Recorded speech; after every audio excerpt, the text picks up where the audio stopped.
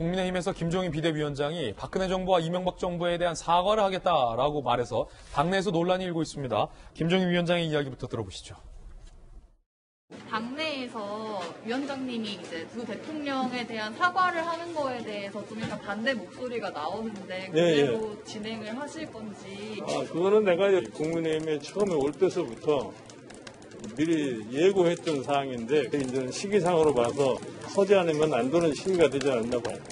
그 사과와 관련해서 당내에서 그 반대하는 목소리가 있는 걸로 알고 있는데요. 나도 어느 정도 알고 있어요. 그러나 내가 거기를 크게 구애받지 않을 거예요. 내가 판단하는 대로 할 테니까 너무 그렇게 그거에 대해서 더 이상 얘기할 필요가 없다. 문제는 당내의 반발이 만만치 않다는 겁니다. 주호영 원내대표, 왜 하필 이 시점이냐? 선거 앞두고 낙인 찍을 필요 있냐? 장제원 의원, 명백한 월권이다. 배현진 의원, 문 정권 탄생부터 사과하라. 반발이 상당히 격화되고 있다.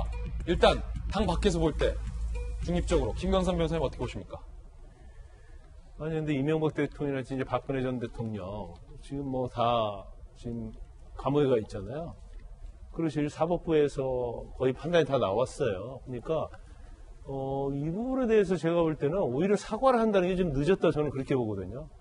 그 사과를 하는데 시점이 어디 있어요? 사과를 했는데 국민들이 별로 진정성 인정 안 해주면 50번이고 100번이고 사과해야 하는 거 아니에요? 저는 오히려 김종인 비대위원장이 지난번 이명박 전 대통령의 어떤 재판 결과가 나왔을 때 그때 사과를 해야 하는데 지금도 늦은 감이 있다고 생각하는 사람 중에 하나거든요.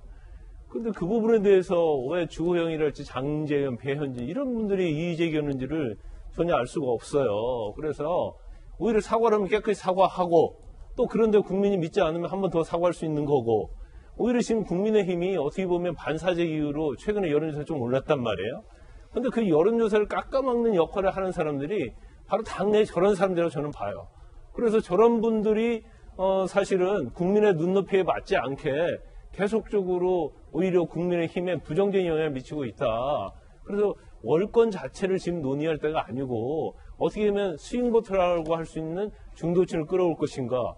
그런 부분에서 힘을 합쳐야 하는데 오히려 어떤 개인적인 어떤 이익에 의해서 어떤 발언을 하고 그런 것들이 국민들의 어떤 동의를 얻을 수 없는 그러면 결과적으로 평생 야당밖에 할 수 없는 그렇지 않는가 싶습니다. 그래서 제가 볼 때는 우리가 지난 선거를 통해서 국민의힘이 굉장히 치명적인 어떤 그런 상처를 받았는데 아직까지도 그거에 대해서 왜 그랬는지 국민들을 왜 그렇게 선택을 했는지에 대해서 깨닫지 못하는 분들이 좀 몇몇이 있는 것 같아요. 김광선 변호사님의 전적인 개인적 의견이라는 말씀 드리겠습니다.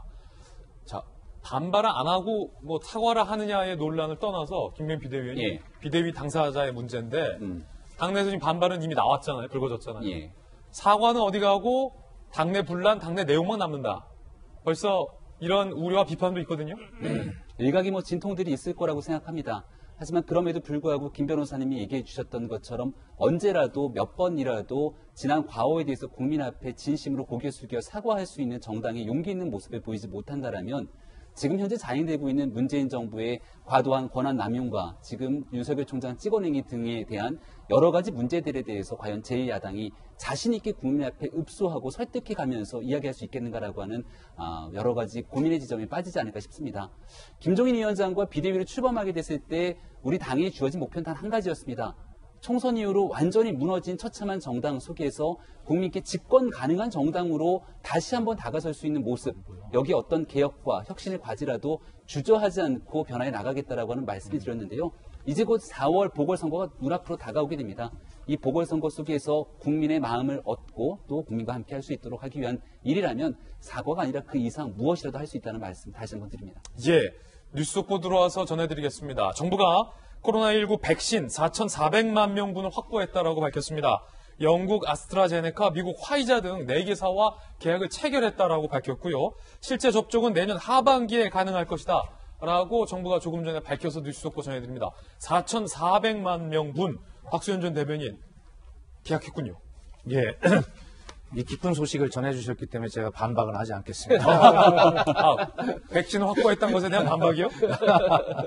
그래서 오늘 이제 발표가 예정이 돼 있었고, 뭐 내용을 뭐 제대로 속보에 지금 나왔습니다.